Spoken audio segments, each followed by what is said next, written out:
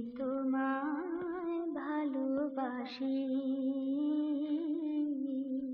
নমস্কার বন্ধুরা, এটি হচ্ছে জিডিপি পার ক্যাপিটা গ্রাফ ইন্ডিয়া, পাকিস্তান এবং বাংলাদেশের। 2000-এ বাংলাদেশের জিডিপি পার ক্যাপিটা প্রায় আধা ছিল পাকিস্তানের মধ্যে এবং 75% ছিল ভারতবর্ষের মধ্যে।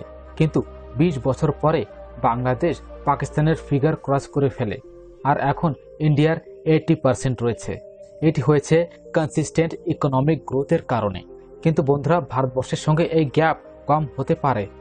যেমন বছর 2020 সালে যে জায়গায় ইন্ডিয়ার ইকোনমি ডাউনফল হয়ে যায় 8%, আর ঠিক এর কম্পারিজনে বাংলাদেশের ইকোনমিক গ্রোথ হয় 3.8%-এ। বন্ধুরা, ইকোনমিক ইন্ডিকেটর ছাড়াও বাংলাদেশের প্রোগ্রেস সোশ্যাল ইন্ডিকেটরের মধ্যে অনেকই ইমপ্রেসিভ রয়েছে।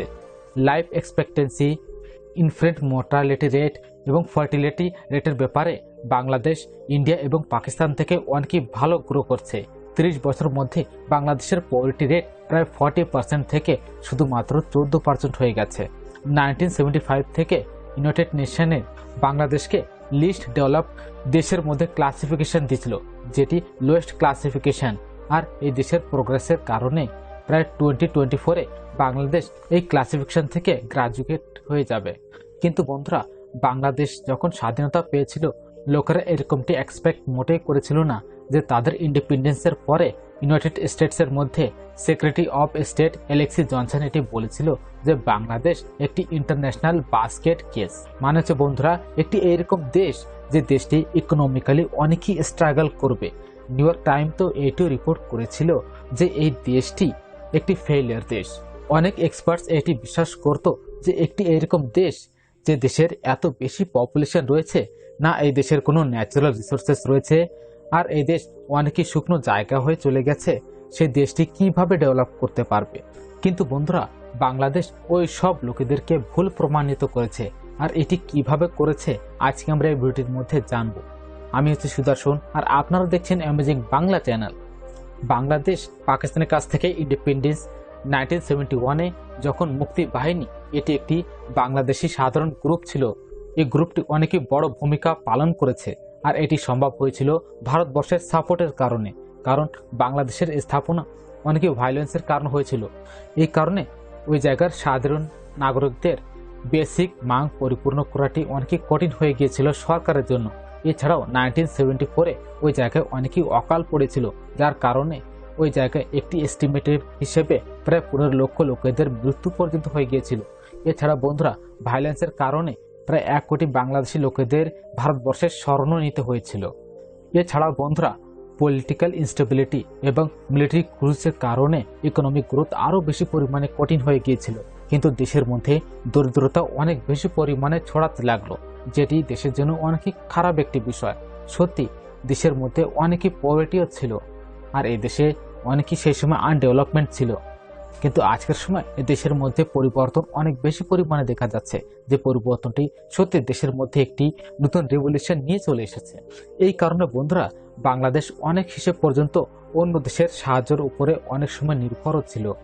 1980s-এর সময় বাংলাদেশের ফরেন এইড তাই সেই দেশের ইনকামের 5% ছিল। কিন্তু বন্ধুরা, বাংলাদেশের সিচুয়েশন সময়ের পর সময় পরিবর্তন হতে লাগলো, আর এর পেছনে ছিল 4টি মেন ফ্যাক্টর। আর প্রথম ফ্যাক্টর ছিল বাংলাদেশ ওই সিস্টেমটি আপন করলো যেটি আরও অন্য দেশ মানে এশিয়ান দেশ আপন করেছিল, মানে লো স্কিল ম্যানুফ্যাকচারিং, স্পেশালি কাপড়ের ম্যানুফ্যাকচারিং। আপনি যদি বিশ্বের বেস্ট শপিং জায়গায় যান আর ওই জায়গা থেকে কাপড় যদি আপনি উঠান, তাহলে বেশিরভাগ সম্ভাবনা এটি হবে যে আপনি মেড ইন বাংলাদেশ কাপড় বেশি দেখতে পারবেন। বাংলাদেশ বিশ্বের দ্বিতীয় সব থেকে বড় এক্সপোর্টার হচ্ছে কাপড়ের। বাংলাদেশের গার্মেন্ট অ্যাসোসিয়েশনের সঙ্গে দেশের 10% থেকেও বেশি জিডিপি গ্রোথের শের এই ইন্ডাস্ট্রি থেকেই আসে। আর 1980s-এ এই ইন্ডাস্ট্রি প্রায় নার সমান ছিল। আর প্রায় 30 বছরের মধ্যে গার্মেন্ট ফ্যাক্টরিজের সংখ্যা 384 থেকে 4000 থেকেও বেশি পর্যন্ত গ্রোথ হয়েছে। এই ইন্ডাস্ট্রি ডাইরেক্টলি প্রায় 40 লক্ষ লোকেদের চাকরি দেয়, আর ইনডাইরেক্টলি প্রায় 1 কোটি লোকেদের চাকরি দেয়। আর প্রায় 80% লোকেরা যারা এই ইন্ডাস্ট্রির মধ্যে কাজ করে তারা মহিলা রয়েছে। আর এর বড় একটি প্রভাবও ওই জায়গায় পড়েছে, কারণ এই ইন্ডাস্ট্রি মহিলাদের চাকরি দিয়েছে, আর একটু এইরকম দেশে দিয়েছে যেটি টিপিক্যালি তারা ঘরের বাইরে কাজ করতে পারে না। ওইসব মহিলাদের জীবনের সঙ্গে সঙ্গে বাংলাদেশের ভবিষ্যৎ গ্রোথ করেছে এবং ভবিষ্যৎ পরিবর্তন করে রেখে দিয়েছে। রিচেল হিট এবং আহমদ মসজিদ মোবারক পেপারে এটি দেখিয়েছে যে ওইসব মহিলারা যারা গার্মেন্ট ইন্ডাস্ট্রির মধ্যে কাজ করত, তারা কম বাচ্চা জন্ম দিতে লাগলো, তাদের বিয়ের বয়সও বাড়লো এবং তাদের এডুকেশনও গ্রোথ পেয়েছিল। এর থেকে তারা এটি পেল যে যেসব মহিলারা যারা গার্মেন্ট ফ্যাক্টরির পাশে বসবাস করত, তাদের এডুকেশন 50% পর্যন্ত বেড়ে গেল। আর ওইসব মহিলাদের কম্পারিজনে যারা ফ্যাক্টরির পাশে বসবাস করতো না। আর এটি হয়েছিল কিভাবে? ইতার মুবারক এটি বলে যে এটি দুভাবে হয়েছে। প্রথম হচ্ছে রিসার্চার্সরা বলে যে ফ্যাক্টরির মধ্যে কাজ করার জন্য আপনাকে অল্প কিছু এডুকেশন অবশ্যই প্রয়োজন পড়তো, আর ম্যাথসের কিছু নলেজও থাকা উচিত ছিল। আর যখন লোকেরা এটি জানতে পারলো যে তাদের এরিয়ার আশেপাশে একটি ফ্যাক্টরি তৈরি হচ্ছে আর চাকরি অ্যাভেলেবেল রয়েছে, এর কারণে বেশি সম্ভাবনা ছিল যে তাদের মেয়েদের স্কুলে ভর্তি করাতো এবং তাদের বিয়েটি একটু লেটে করাতো। আর দ্বিতীয় কারণ ছিল যে যেসব মহিলারা অলরেডি ফ্যাক্টরির মধ্যে কাজ করত, তারা নিজের পয়সাটি পুনরায় বাড়িতে পাঠাতো, কারণ পরিবারের মধ্যে বেশি পয়সা ছিল। এই কারণে বেশি সম্ভাবনা ছিল যে তারা তাদের আরও মহিলাদের জন্য এডুকেশন দেয়। গার্মেন্ট ইন্ডাস্ট্রির প্রফিট এটি হলো, এবং ওইসব মহিলারাই শুধু পায়নি যারা এই ইন্ডাস্ট্রিতে কাজ করত। আসলে বাংলাদেশের অনেক মহিলারাও এই বেনিফিটটি পেল। যেমন ওয়ার্ল্ড ব্যাংক দেখিয়েছে যে গার্মেন্ট ইন্ডাস্ট্রি ফিমেল, মেল এবং ওয়েজ গ্যাপটিকে অনেক বেশি পরিমাণে কম করে দিয়েছিল। মানে হচ্ছে বন্ধুরা, যে ডিফারেন্সেস থাকে মহিলা এবং পুরুষের কর্মীকের মধ্যে সেম জবের জন্য, কিন্তু বাংলাদেশে উইমেন এম্পাওয়ারমেন্ট করার একটি নিজস্ব সিস্টেম ছিল, ফাইন্যান্সিয়াল ফ্রিডম। মানে মহিলারা নিজেরাই কন্ট্রোল করতে পারতো যে তারা নিজের পয়সাটি কোন জায়গাতে ইনভেস্ট করবে। আর এই পয়সাটিকে ইনভেস্ট করার জন্য তারা অনেক ট্রেডিশনাল সোর্সেসও ব্যবহার করেছে। এর মধ্যে একটি মেজর অ্যাসেট ক্লাস হচ্ছে একটি এইরকম ধরনের অ্যাসেট ক্লাস যেটি আজকের সময়ও রিলেভেন্ট রয়েছে। বন্ধুরা, বর্তমান সময়ে ইকোনমিক এবং সোশ্যাল ডেভেলপমেন্ট শুধুমাত্র সরকারের দায়িত্ব ছিল না, আসলে বাংলাদেশি এনজিও অনেকই বড় একটি ভূমিকা পালন করেছে।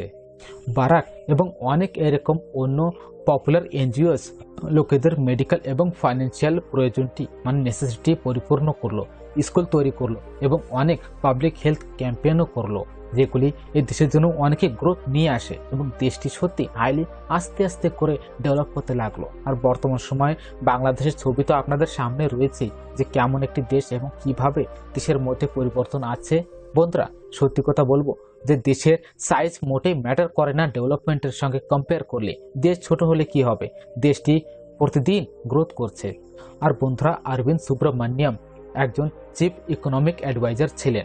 উনি বাংলাদেশের এই ডেভেলপমেন্টটিকে একটি অদ্ভুত এবং আনবিলিভেবল বলেছে। উনি বলেছে যে ইউজুয়ালি ডেমোক্রেটিক দেশের মধ্যে সরকার জানে যে তাদের পপুলার থাকার জন্য লোকেদের সাহায্য করতে হবে, কিন্তু তারা এই দায়িত্বটি অন্য সংস্থাকে দিয়ে দেয়, তাহলে এটির সম্ভাবনা অনেক বেশি পরিমাণে বেড়ে যায় যে তারা যেন কোনো ইলেকশনে লড়াই করতে পারবে না বা কারাপশন করার একটি সাধনও আসে। যেমন ভারতবর্ষের মধ্যে রিসার্চটি এটি দেখিয়েছে যে রোড কনস্ট্রাকশন অনেকই বড় একটি পপুলার সিস্টেম পলিটিশিয়ানকে ঘুষ নেবার, যে জায়গায় তার রোড তৈরি করার কন্ট্রাক্ট একটি এরকম কন্ট্রাক্টরকে দিয়েছিল যেটি তার বিপরীতে ঘুষ দিত। আর তারা এটি বলল যে বেশি পরিমাণে এফেক্টিভ মানে অন্য সংস্থা বেশি এডুকেশন অনেক বেশি পরিমাণে ডেভেলপমেন্ট হয়ে যাবে